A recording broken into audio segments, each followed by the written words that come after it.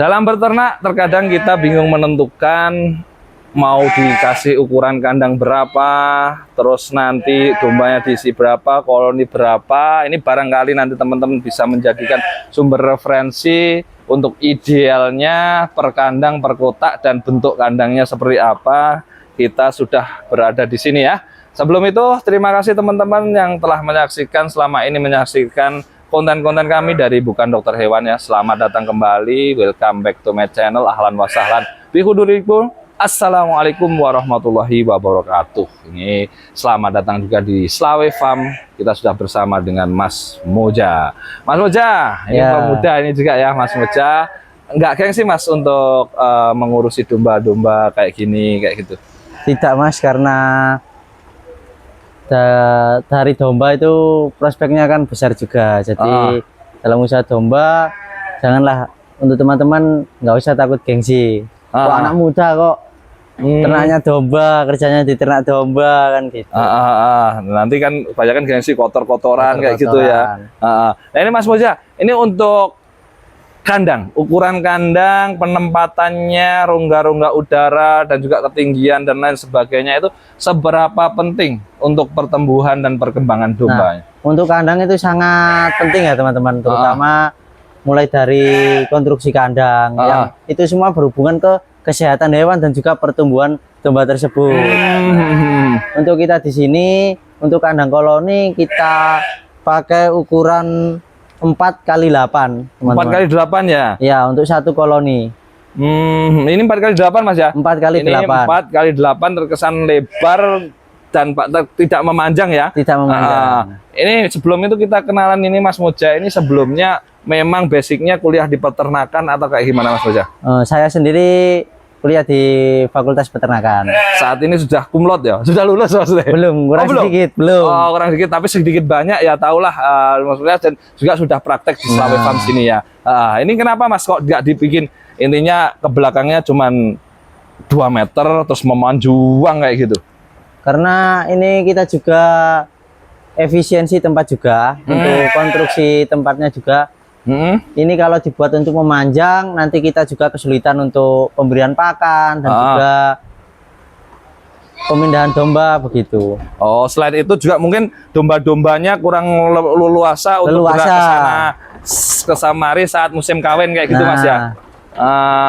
Dan efektivitasnya Mas, bagusnya 4x8 tadi diisi 1 ekor pejantan dengan berapa ekor kalau betina? Kita di sini kita isi dengan 25 ekor betina. 25 ekor betina ya per 1 ekor pejantan.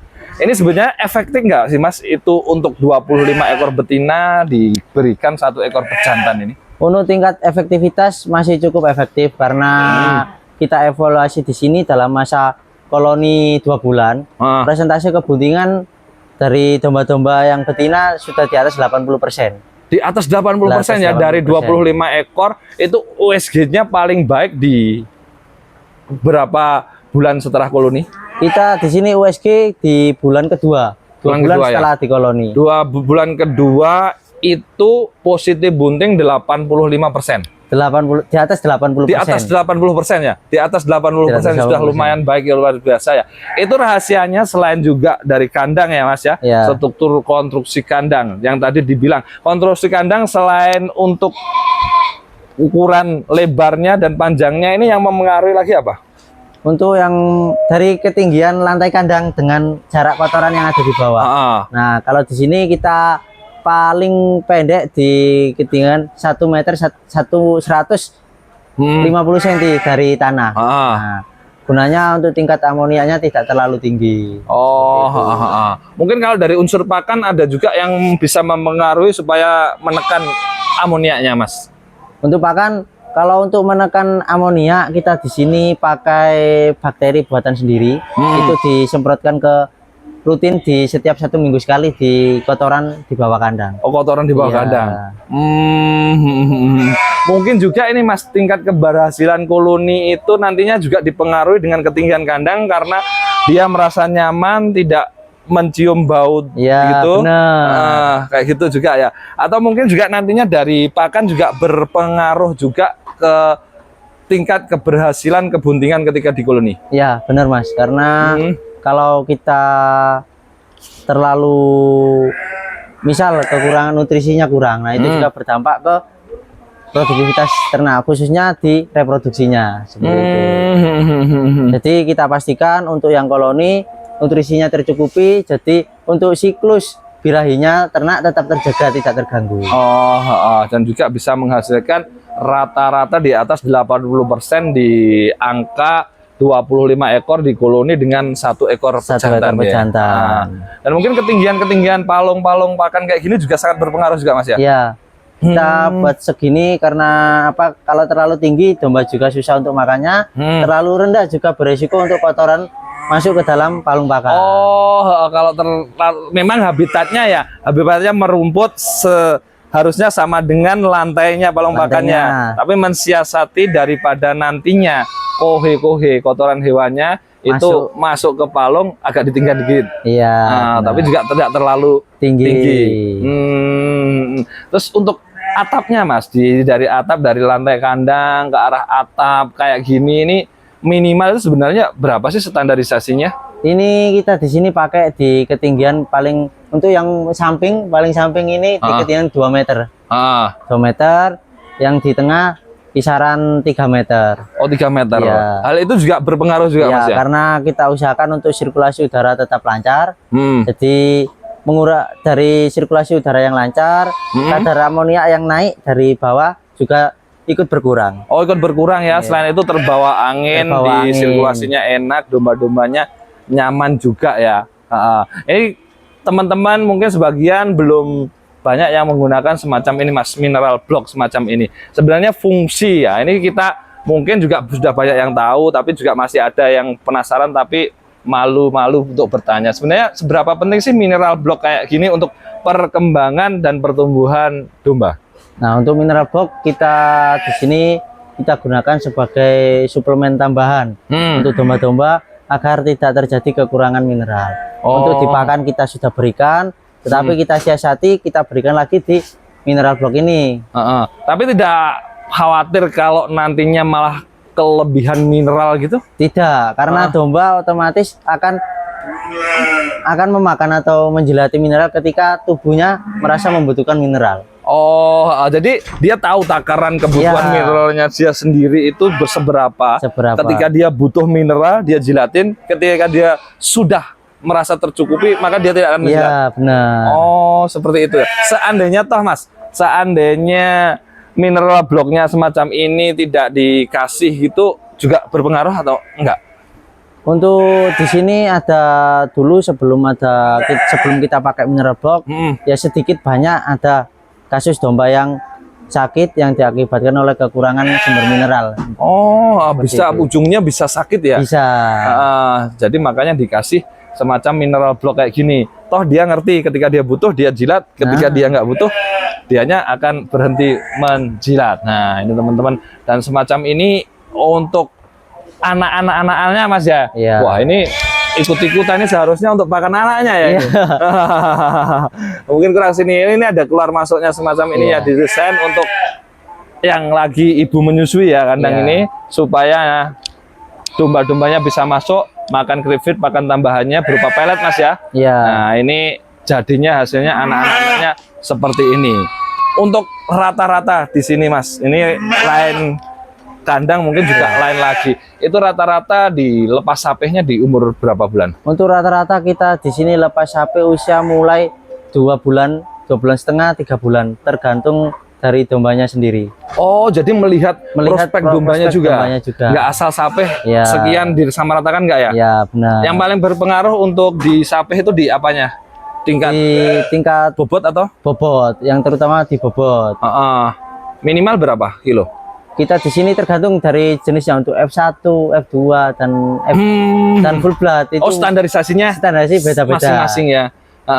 Ketika pertama kali dilepas sapeh kayak gitu Mas Moja ya, itu diberi nutrisi tambahan atau masih dikasih susu semacam susu formula kayak gitu enggak? Untuk kita di sini, untuk setelah kita sapeh kita sudah tidak berikan susu ya, karena sejak menyusui dengan induk kita ajari, kita belajari untuk makan crib feed.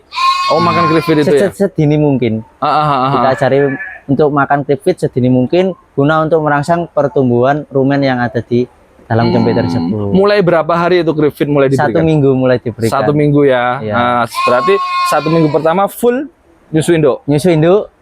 Setelah 1 minggu kita sudah mulai ajari, kita kasih crib feed. Crib feed. Nah, untuk pembiasaan pakan hijauannya mulai di umur berapa? Ketika 1 minggu kita berikan crib feed, kan induknya kita juga beri pakan hijauan. Jadi sedikit banyak dombanya akan juga mencoba untuk makan rumput hijauan. Oh, seperti itu Mas ya. Jadi mulai terbiasa kayak gitu. Lama-lama bisa dengan sendirinya ya, dari kebiasaan menjadi rutinitas dia. Nah, ini teman-teman yang lepas sapi. Jadi nanti untuk domba-domba yang betina itu sistem kawinnya dikolonikan setelah anaknya disape, atau mungkin siklus birahi pertama masih sama anaknya sudah dimasukkan kandang koloni jantan. Kita di sini rata-rata kita masukkan ke koloni jantan setelah disapih dari anaknya. Apakah tidak lebih cepat lebih baik Mas? Nanti sama anaknya, mungkin kan lain peternak lain lagi ya. Nanti siklus pertama birahi meskipun masih menyusui anaknya, dengan ditambah nutrisi pakannya nanti sudah dikolonikan dengan pejantan kayak gitu. Nah, itu merupakan salah satu PR juga untuk kita nanti ke depannya.